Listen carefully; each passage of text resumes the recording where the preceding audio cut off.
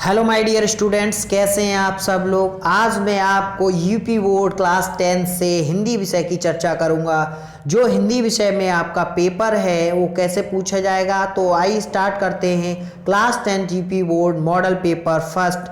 UP board class 10 की जो बात है वो पहला पेपर आपका हिंदी सब्जेक्ट का है, इसलिए आपको अच्छे से प्रिपरेशन करके ही जाना है।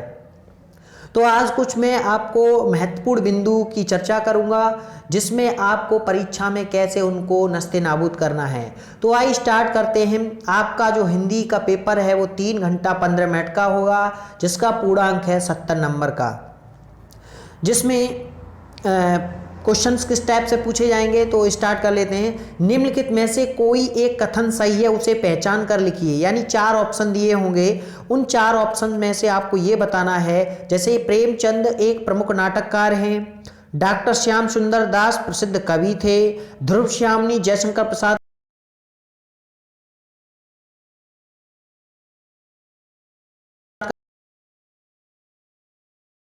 मुझे लगता है कि ध्रुव श्यामनी जयशंकर प्रसाद का नाटक, ये वाला राइट हो जाएगा। नेक्स्ट वन, निम्नलिखित कृतियों में से किसी एक कृति के लेखक का नाम लिखिए। यानी आपके पास 4 कृतियां होंगी, उनमें से उन कृतियों के लेखकों के नाम लिखने हैं। तो आकाशदीप, त्यागपत्र, ठूठा आम, क्या भूलें क्या याद करें, ये जो आपके दिए गए हैं रचनाएं वो किसने लिखी हैं। तो मैं आपको बताऊंगा इसमें से ऑप्शन 4 का क्या भूलें क्या याद करें हरवंश राय बच्चन ने लिखा है इसको। नेक्स्ट वन, किसी एक आलोचना लेखक का नाम लिखिए। तो एक आलोचना लेखक का नाम लिखिए, या प्रयोगवादी कवि का नाम लिखिए, या प्रगतवादी कवि का नाम लिखिए। ये तीनों ही क्वेश्चंस यहाँ पे पूछे जाते हैं। या छायावादी युग के कवि के नाम लिखिए। तो यहाँ से आप इस टाइप से याद करना। नेक्स्ट है, शेखर एक जीवनी कृत किस विधा पर आधारित है। शेखर एक जीवनी कृति किस विधा पर आधारित है, आप अपने मॉडल्स में देख लेना और तैयार करके जाना। पेपर इस टाइप से ही आना है। वृंदावन लाल वर्मा की एक कृति को बोलते हैं बेटा रचना। रचनाएं जो होती हैं किसी भी लेखक ने या कवि ने लिखी होती हैं, वो आपकी पूछ ली जाती हैं। क्वेश्चन नंबर 2 आ जाता है आपका। और मैं एक बात बताना चाहूँगा कि जैसे बच्चे ये नहीं कंफर्म कर पाते कि क्वेश्चन नंबर पहले से स्टार्ट करें, दूसरे से स्टार्ट करें, तीसरे से स्टार्ट करें।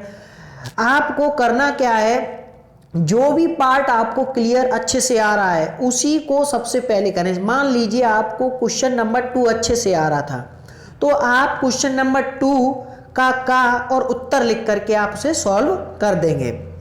तो क्वेश्चन नंबर 2 में आपका दिया है कि छायावादी काव्य की किन्हीं 2 विशेषताओं का उल्लेख कीजिए। देखो यहाँ पे विशेषताएं पूछा है, तो आपके एग्जाम में आपसे हो सकता है छायावादी युग के कवियों के नाम पूछ ले। उर्वशी और कश्मीर सुषमा के रचयिताओं के नाम लिखिए। ये रचयिता रचनाकार। सुमित्रा नंदन पंत की 2 काव्य कृतियों के नाम लिखिए। सुमित्रा नंदन पंत की 2 काव्य कृतियां हैं, आप लोग पढ़ के जाना अच्छे से। क्वेश्चन नंबर 3 है कि निम्नलिखित गद्यांशों में से किसी एक गद्यांश के नीचे दिए गए प्रश्नों के उत्तर दीजिए। देखो ये वाला जो पार्ट है काफी इंपॉर्टेंट और इजी रहता है कि आपको करना क्या है इसमें कि जो ये गद्यांश दिया है इस गद्यांश का संदर्भ लिखना है। अगर संदर्भ नहीं पूछ रहा है तो आपको इसकी व्याख्या करनी है। तो आइए स्टार्ट करते हैं। यहाँ पूछा है कि उपरोक्त गद्यांश का संदर्भ लिखिए। क्वेश्चन नंबर 2, रेखांकित अंश की व्याख्या कीजिए। अब देखो यहाँ रेखांकित तो दिया नहीं है, लेकिन आपके एग्जाम में अंडरलाइन दी होगी कहीं पर, उसको आप देख लेना। तो अंडरलाइन वाले की व्याख्या आपको करनी है। अपने पिता का कौन सा कृत्य ममता को परम पिता की इच्छा के विरुद्ध लगा। ये इसी गद्यांश से पढ़ के आपको इसका उत्तर दे देना है। नेक्स्ट वन, देखो अब ऊपर वाला गद्यांश था, अब ये दूसरा गद्यांश है। इन 2 गद्यांश में से कोई एक गद्यांश करना है।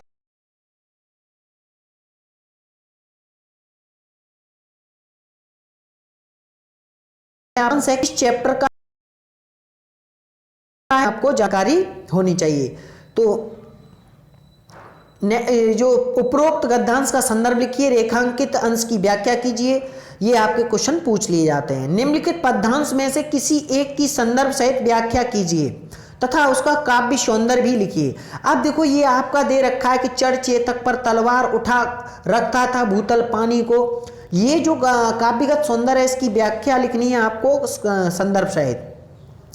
क्वेश्चन नंबर 5 पे आ जाते हैं। क्वेश्चन नंबर 5, अगर जिस विद्यार्थी को जीवन परिचय पहले लिखने हैं तो वो क्वेश्चन नंबर 5 का उत्तर डाल के लिखे। इसमें लिखा हुआ है कि जीवन परिचय दीजिए और उनकी एक रचना का नाम भी लिखिए। आचार्य रामचंद्र शुक्ल, डॉक्टर राजेंद्र प्रसाद, रामधारी सिंह दिनकर। तो मैं आशा करता हूँ आपने ये जीवन परिचय याद कर लिए होंगे। आचार्य रामचंद्र शुक्ल और रामधारी सिंह दिनकर, ये इंपॉर्टेंट है, ये आपके गद्य से आएंगे। अब बात कर लेते हैं पद्य से, यानी पद्य संकलन, यानी यहां से पूछा जाएगा कवियों में से किसी एक कवि का जीवन परिचय दीजिए तथा उनकी एक रचना। तो तुलसीदास, महादेवी वर्मा, माखनलाल चतुर्वेदी, इनमें 3 में से कोई 2 याद कर लेना, बट आपको लिखना एक ही है। ओके, नेक्स्ट वन बात कर लेते हैं। निम्नलिखित का संदर्भ सहित हिंदी में अनुवाद कीजिए। ये वाराणसी चैप्टर से दिया गया। पहला चैप्टर आपका वाराणसी, इयम नगरी विवन धर्माणाम संगलम स्थली, तो आपको वाराणसी वाला चैप्टर याद करके जाना है। चैप्टर नंबर 2 से आपको श्लोक याद कर लेना है, आपको जीवन सूत्राणी याद कर लेनी है। बस आप इस सब्जेक्ट से इतना ही तैयार कर लेना, आपका पूरा नंबर आ जाएंगे। या अथवा में लिखा हुआ कोई भी श्लोक, उस श्लोक कार्या मित्र रहेशत आत्रुष विष्कम मित्रम दानम मित्रम मरिष्यत है, यानी विदेश में रहने वाले का मित्र कौन है, घर में रहने वाले का मित्र कौन है, रोगी का मित्र कौन है और मरने वाले का मित्र कौन है। इस टाइप से यहाँ पर क्वेश्चन है, लेकिन उसका उत्तर लिखना है आपको। घर में रहने वाले का मित्र पत्नी है और विदेश में रहने वाले का मित्र दोस्त है, और बीमारी व्यक्ति का जो मित्र है दवा है, और मरने वाले का मित्र दान है। अपनी पाठ्य पुस्तक से कंठस्थ किया हुआ कोई श्लोक लिखिए जो इस प्रश्न पत्र में ना आया हो। समझ में आ रहा है? यानी इस प्रश्न पत्र जो आप पेपर दे रहे हैं उसमें जो आ गया है बाय द वे तुम्हें वो याद है, तो आपका वो गलत माना जाएगा। इसीलिए आपको 2 श्लोक याद करके जाने हैं। नेक्स्ट वन, निम्नलिखित प्रश्नों में से किन्हीं 2 प्रश्नों के उत्तर संस्कृत में लिखिए। तो वाराणसी कत विश्वविद्यालय संति, तो ये आपको पता है कि 3 विश्वविद्यालय हैं, चंद्रशेखर, काशित, अलछेंद्र, सेनापति, किमदस, यानी आपको इनमें से कोई 2 प्रश्नों के उत्तर देने हैं। अब बात कर लेते हैं हास्य रस और करुण रस की परिभाषा उदाहरण सहित लिखिए। और इसके बाद क्वेश्चन नंबर नेक्स्ट है कि उपमा तथा उत्प्रेक्षा अलंकार की परिभाषा उदाहरण सहित लिखिए। रोला अथवा सोरठा छंद की परिभाषा, यानी या तो रोला लिखिए या फिर सोरठा, किसी एक को करना है। बहुत से बच्चे देखे मैंने कि दो रोला अथवा सोरठा है वो समझ ही नहीं पाते और दोनों को लिख के आते और उनका टाइम बेकार चला जाता है। अब बात कर लेते हैं उपसर्गों में से किन्हीं 3 के मेल में से एक एक शब्द बनाइए। यानी आपको ये 6 दिए गए, 6 में से किसी 3 को उठा लो और उनके शब्द बना डालो। जैसे मैंने लिया अति, तो अति प्यारी, अति प्यारी, या फिर इसका मैंने कहा अनुसार,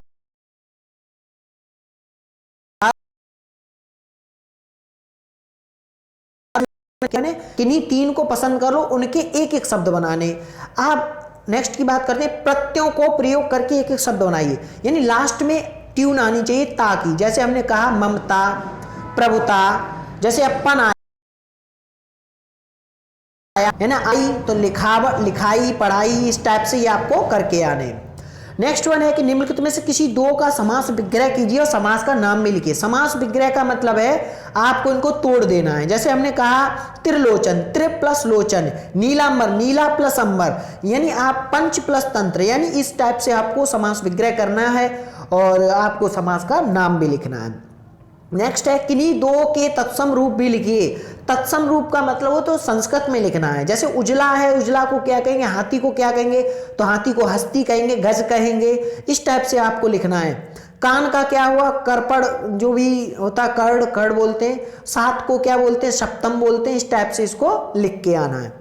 शब्दों में से किन्हीं 2 के 2 पर्यायवाची लिखिए। यानी उपवन यानी बगीचा, बगीचे को क्या कहते हैं, बाग, और घोड़ा को हाय, तुरंगबाजी, और तालाब को सरोवर, तड़ाग है। इस टाइप से आपको ये 2 पर्यायवाची लिख के आने। नेक्स्ट वन है बेटा, निम्नलिखित में से किन्हीं 2 में संधि कीजिए और संधि का नाम लिखिए। यानी आपको ये 6 संधि दी गई हैं, इन संधियों को आपको लिख के आना है। प्रत्येकम, प्रत्येकम, यानी इत्यत्र, इतित्र, सुआगतम, सु प्लस आगतम, यानी सदाधन एव, सदैव, बना प्लस औषधि, बनौषधि।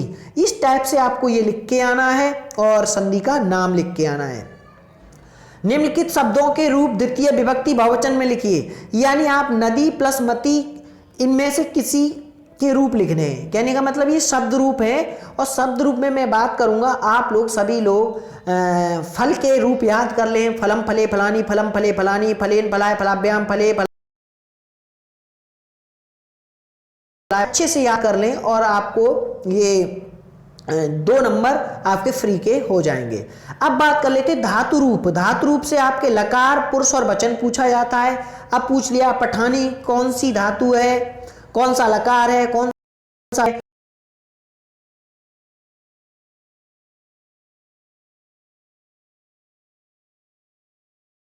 उन लकारों को अच्छे से याद कर लीजिए और आपके ये 2 नंबर पूरे हो जाएंगे। निम्नलिखित में से किन्हीं 2 का संस्कृत में अनुवाद कीजिए। तो वृक्ष से पत्ते गिरते, वृक्षात पत्राणि पतंती, यानी मैं वाराणसी जाऊंगा, अहम वाराणसी गमिष्यति।